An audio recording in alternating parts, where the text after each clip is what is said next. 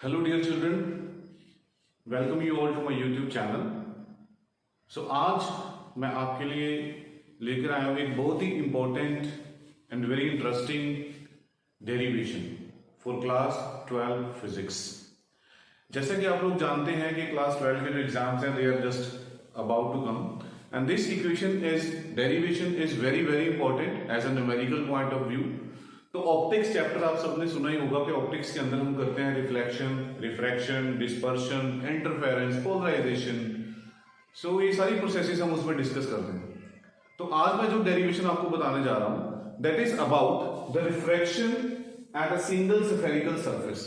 कि जो भी स्फेरिकल सरफेस होते हैं बच्चों, वो दो सरफेसेस को मिला के बनते हैं, राइट। जैसे कि ये है, एक लेफ्ट साइड होगी और एक राइट साइड होगी, तो जिससे वो लेंस बनते हैं। बट आज जो मैं आपको बता रहा हूं सिंगल स्फेरिकल सरफेस, कि इसमें स्फेरिकल जो सरफेस है वो सिंगल रहेगा। जैसे कि you can see this diagram, very important. इस डायग्राम के अंदर हम यूज कर रहे हैं refraction at convex surface producing real image, और रियल इमेज बन रही है हमारे पास, राइट। रियल इमेज का तो आपको पता ही है कि रियल इमेज व्हेन जो एक्चुअल रेज होती है वो actually they intersect at one point, so that is real image. तो हम इसको कैसे करेंगे? सबसे पहले जो आपको बड़े ध्यान देने वाली बात है कि दैट इज रे जो है रिफ्रैक्शन तभी होती है जब रे एक मीडियम से दूसरे मीडियम में ट्रेवल करती है। तो जो दो मीडियम्स हैं उनकी ऑप्टिकल जो डेंसिटी है उनमें क्या होता है? डिफरेंस। उस डिफरेंस को आपने समझना है। On the basis of this difference we can tell कि which medium is denser, which is rare. अब इस डेरिवेशन के अंदर I am using light travelling from medium of refractive index μ1 rare to denser medium that is μ2। Okay, तो ये जो diagram है अब इसको समझना है आपने। तो ये मेरे पास एक सिंगल सरफेस है, मैंने कन्वेक्स सरफेस ले लिया, राइट। यहां पे आप देख सकते हैं, यहां पे रिफ्रैक्टिव इंडेक्स μ1 है और μ2 है। कहां से कहां जा रही है रे?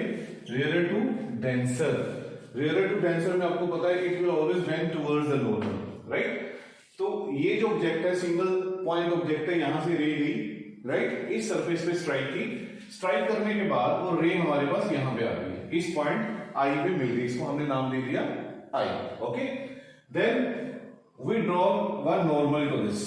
ये जो लाइन है इसके ऊपर हमने नॉर्मल ड्रॉ करी जो हमारी एक्चुअल नॉर्मल होगी। तो उसके बिहाफ पे हमने एंगल दिए I and R, angle of incidence, angle of reflection, ये रहे दो, आई एंड आर। ओके, और एक हमने यहाँ पे परपेंडिकुलर ड्रॉ कर दिया ए से एम इस पॉइंट पे, और तीन हमने एंगल लिए हैं यहाँ पे, बड़े ध्यान से देखिए। अल्फा एट ओ, देन बीटा एट आई जहां पे इमेज आई, और एक गामा है जो हमारा नॉर्मल का है। ओके, और तीन चीजें हम लेते हैं यू, वी एंड आर। बच्चों यू कैन सी, और वो डिस्टेंसेस हमें पता है, साइन कन्वेंशन हम यूज करते हैं, वो कहां से? सेंटर ऑफ सरफेस पॉइंट से लेकर पी से हम मेजर कर रहे हैं सारी। ये यू हो गया, ये आर हो गया, और ये हो गया image distance V, right. This is all about this diagram.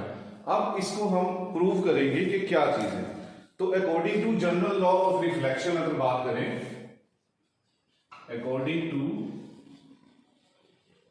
General law of refraction, general law of refraction मेरे को क्या बोलता है?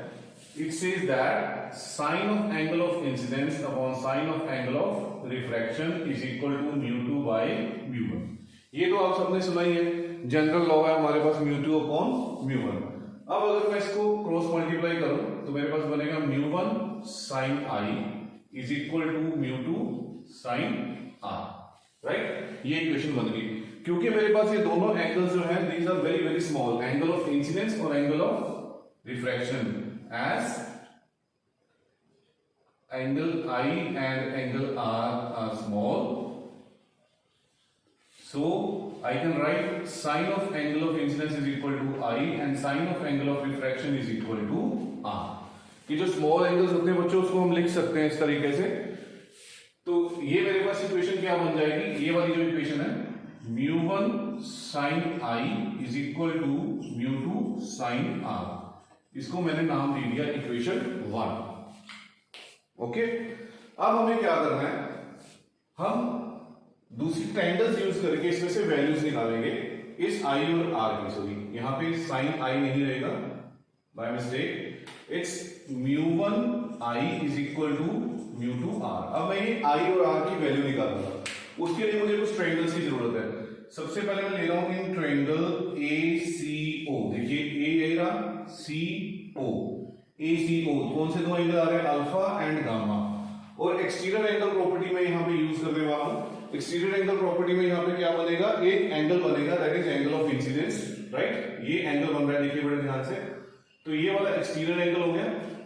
Therefore I is equal to alpha plus gamma, bracket में लिख दीजिए, because of exterior angle property. क्योंकि exterior angle property यही बोलती है कि ट्रायंगल के जो बाहर का एक एंगल होगा वो अंदर वाले दो एंगल्स की सम के इक्वल हो जाएगा। तो यहां पे बन गया अपने पास alpha plus gamma, that is equal to I, right. उसी तरीके से मैं एक और ट्रायंगल ले लेता हूं। सिमिलरली ट्रायंगल बन जाएगी मेरी ACI।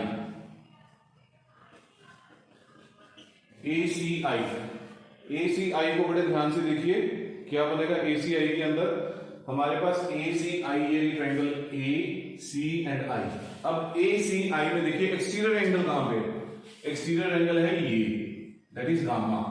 Therefore gamma is equal to interior angle कितने हो गए, R plus beta. Similarly same reason, exterior angle property, इसको याद रखना है क्योंकि बुक्स में ज्यादातर दिया नहीं होता, तो ये बच्चों को कंफ्यूजन रहती है कि डायरेक्टली कैसे आ गया।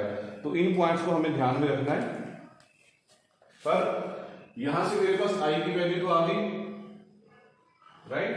मुझे किसकी चाहिए थी, R की value. R is equal to क्या हो गया, गामा माइनस बीटा। ये हो गई इक्वेशन 2 और ये हो गई इक्वेशन 3। अब हम क्या करेंगे, फ्रॉम इक्वेशन 1, 2 एंड 3 ये हम सारी वैल्यूज पुट अप करेंगे। यहां पे रिवीजन कर लेते हैं ताकि उस तरफ हम प्रूव कर सके इसको। Now from equation 1, 2 and 3 put off the values, क्या बनेगी हमारे पास वैल्यू, देखिए फर्स्ट इक्वेशन ये रही, second and third. Put off the value from equation 1, 2 and 3। तो बच्चों 1, 2 एंड 3 इक्वेशन को कंबाइन कीजिए। mu1 इनटू क्या था, mu1 I की वैल्यू कहां है, इक्वेशन 2 में, alpha plus gamma is equal to mu2 into R की वैल्यू क्या है, गामा माइनस बीटा। तो this is the relation which we have derived till now, mu1 है, right. mu1 is equal to, ये हमारी इक्वेशन बन के आ गई। ओके, अब क्या कीजिए, इसको ओपन कीजिए। Therefore mu1 alpha plus mu1 gamma is equal to mu2 gamma minus mu2 beta. Equation को मैंने ओपन कर दिया, दिस आई हैव ऑब्टेन्ड। अब मैं क्या करूंगा, इसमें mu1 वाली जो टर्म्स हैं उनको थोड़ा डिस्टिंग्विश करूंगा, क्योंकि यहां पे दो चीजें मेरे पास सेम बन रही हैं, देखिए, right, mu1 gamma and mu2 gamma. तो इसको मैं क्या बनाऊंगा, mu1 alpha, this mu2 beta इधर आ जाएगा, mu2 beta is equal to mu2 gamma minus mu1 gamma. It implies mu1 alpha plus mu2 beta, यहां से गामा कॉमन आ जाएगा बच्चों, तो mu2 माइनस mu1। ये बन गई फाइनल हमारे पास वैल्यू एक फोर्थ इक्वेशन मान लीजिए इसको। अब हमें क्या करना है, क्योंकि जो अल्फा बीटा गामा है बेटा वो एंगल्स भी बड़े स्मॉल हैं, तो उनकी जगह पे भी हम अगर एंगल स्मॉल होते हैं तो हम टेंजेंट भी पुट कर सकते हैं, right. As alpha beta gamma are small, as alpha beta and gamma are small angles, therefore alpha is equal to tangent alpha, beta can be written as tangent beta and gamma can be written as tangent gamma। तो कर दीजिए values put up, हमारे पास equation क्या बन जाएगी फिर, it implies equation 4 becomes, क्या बन जाएगी equation 4, mu1 tangent alpha plus mu2 tangent beta is equal to tangent gamma into mu2 minus mu1। That is very very important step कि आपको वैल्यूज पुट अप करनी है और यहां से वैल्यूज निकालनी है। ओके, अब एक बड़ी ही मजेदार चीज जो इसमें बनने वाली है कि जो हमें इक्वेशन बनानी है उसमें से हमें एंगल रिमूव करने हैं। तो एंगल रिमूव करने के लिए हम लोग क्या करते हैं, जैसे टेंजेंट अल्फा है, हमें पता है कि हम एक फॉर्मूला करते थे क्लास 10 से, हम स्टार्ट करते हैं पंडित बद्री प्रसाद हर हर बोले, right. That is very very important कि राइट एंगल ट्रायंगल्स के अंदर हम उसको यूज करते हैं। तो उसी तरीके से इसमें हम tangent alpha, tangent beta and tangent gamma हटाएंगे। कैसे हटाएंगे, कैसे कन्वर्ट करेंगे, देखिए। अब टेंजेंट अल्फा की जगह पे मैं क्या वैल्यू लिख सकता हूं, टेंजेंट अल्फा, टेंजेंट अल्फा ध्यान से देखिए, टेंजेंट अल्फा कहां है भाई, ये रहा मेरा अल्फा। तो टेंजेंट अल्फा पंडित बद्री प्रसाद हर हर बोले, that means perpendicular upon Pandit Badri Prasad her her perpendicular upon base. तो अल्फा अगर मैं ट्रायंगल ले लूं ए एम ओ के अंदर, ए एम ओ ट्रायंगल को बड़े ध्यान से देखिए, A O and M, this triangle A O M, tangent alpha will be equal to perpendicular upon base, perpendicular हो गया ए एम और बेस हो गया एम ओ, राइट, एक हो गया। सिमिलरली टेंजेंट बीटा पे आ जाइए,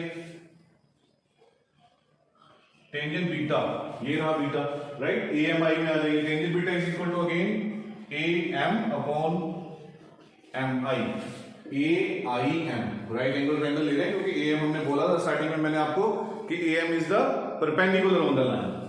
okay, now tangent gamma, similarly and tangent gamma will be equal to, gamma कहां पे गया, ये रहा ए एम सी के अंदर, that will be equal to A M over M C, very simple. अब हमें क्या करना है, ये जो सारी वैल्यूज है ये वाली हमें उठा के इस इक्वेशन नंबर 5 हम इसको दे देते हैं। Therefore from equation 5,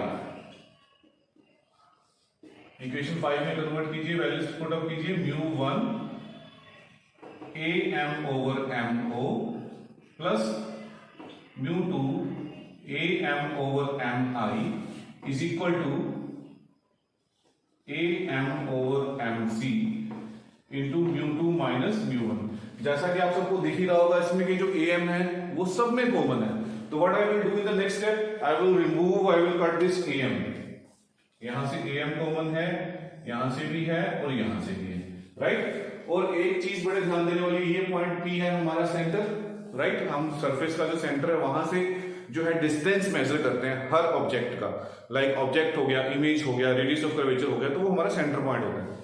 but here you can see M से हम कर रहे हैं, एम आ रहा है मेरे पास, लेकिन एम जो है that is very close to P, P के बहुत क्लोज है, राइट। तो मैं जो एम की जगह पे in place M I can write P as M is closer to P, thus I can write m can be replaced, m can be replaced by p, therefore how I can write this, mu 1 काट लीजिए इसको, am m o क्या हुआ, m sorry m की जगह पे हमारे पास बन जाएगा p o plus mu 2 over p i is equal to 1 over p c into mu 2 minus mu 1, right. तो अब यहां पे सिंपल हम वैल्यूज पुट कर देते हैं, PO, PO क्या हो गया, object distance mu1 over u plus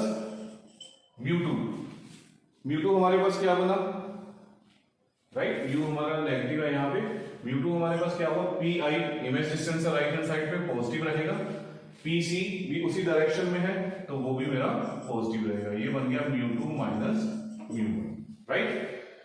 तो ये आ गया हमारे पास relation, this is the relation which we will use for numericals, और लेंस फॉर्मूला भी हम करेंगे, राइट, लेंस मेकर फॉर्मूला भी करेंगे जिसके अंदर ये रिजल्ट हम यूज करेंगे। That is very very important topic, very very important derivation. I am just explaining it in a 1 minute for revision. We have taken one single surface, that is convex surface, और हम real image का case ले रहे थे। Real image में हमने एक point object लिया, पॉइंट ऑब्जेक्ट से रे गई, सरफेस पे स्ट्राइक किया, स्ट्राइक करने के बाद उसने इमेज बनाई। फिर मैंने क्या किया, एक उस जो इंसिडेंट रे पे है उस पे एक नॉर्मल बनाया, नॉर्मल बनाने के साथ मैंने एक परपेंडिकुलर ड्रॉ कर दिया उस पॉइंट ऑफ इंसिडेंस से प्रिंसिपल एक्सिस के ऊपर। Then I have taken the values, points O, I, M, C and A, 4 points लिए मैंने, एंगल्स बनाए, अल्फा बनाया मैंने O पे, बीटा बनाया मैंने इमेज पे I पे, और गामा बनाया C पे। 3 एंगल्स हो गए, angle of incidence, angle of reflection तो था ही, Then we started with the simple phenomena, that is general law of reflection, sin I upon sin r is equal to mu 2 over mu 1. उसको हम derive करते गए, फिर हमने angle जो थे स्मॉल कंसीडर किए, साइन को खत्म किया, आई और आर की वैल्यूज निकाली, आई और आर की वैल्यूज निकालने के बाद हमने फिर से जो हमारे पास रिलेशन बना आई और आर की वैल्यू, आई और आर को हटा के हमने अल्फा बीटा गामा के टर्म्स में कन्वर्ट किया। तब टर्म्स में कन्वर्ट करने के बाद हमने उनको टेंजेंशियल फॉर्म में बनाया।